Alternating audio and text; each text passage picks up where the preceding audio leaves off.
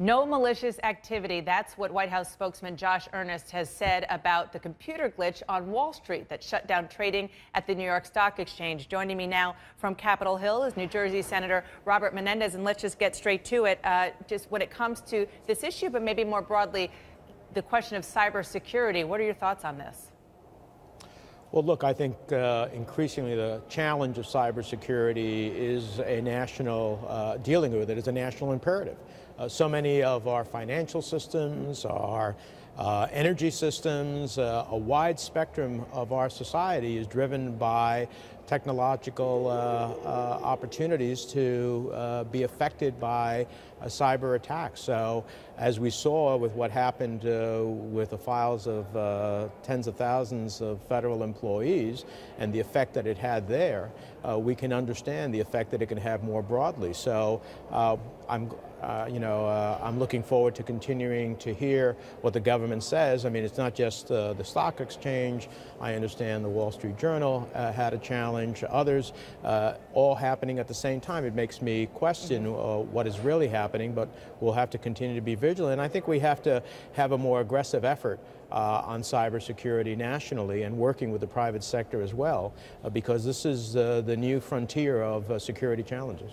Absolutely. And Senator, let's move on to Iran. You have been, you were an early and outspoken critic of the Iran talks. As a member of the Foreign Relations Committee, at the time chairman, you pushed to make sure that Congress has its imprint on the talks. And I want to read you part of a column from Tom Friedman recently. He said, talking about the talks, it keeps feeling as if it's always our side looking to accommodate Iran's needs. I wish we had just walked out once. When you signal to the guy on the other side of the table that you're not willing to either blow him up or blow him off to get up and walk away, you reduce yourself to just an equal and get the best bad deal nonviolence can buy. That's pretty harsh, but it kind of sounds like what you've been saying. Well, when I read Tom Friedman's column about a week ago, I said, wow, this is exactly what I've been saying. And Tom Friedman's been generally pretty good to the administration on a whole host of foreign policy issues. Look, I think it's right on, spot on. And the title of that column, A Good Bad Deal, is the essence, I think, of where we're headed here.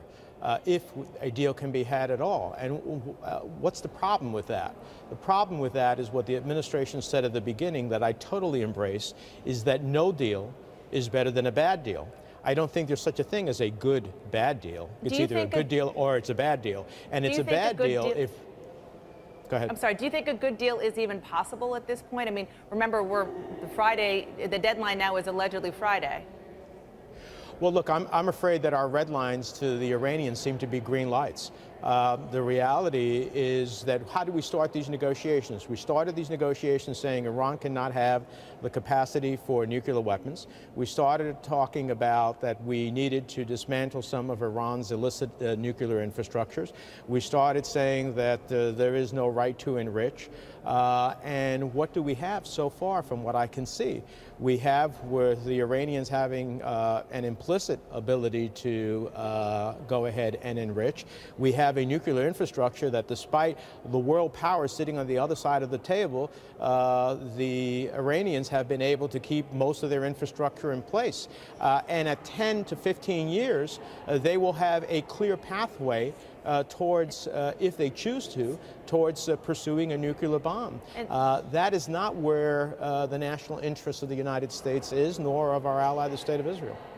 Senator, just a quick two-word answer. If the Congress has 60 days, you wrote this law to review this deal if there is one, do you even think that you would have the votes to pass a refusal of the law?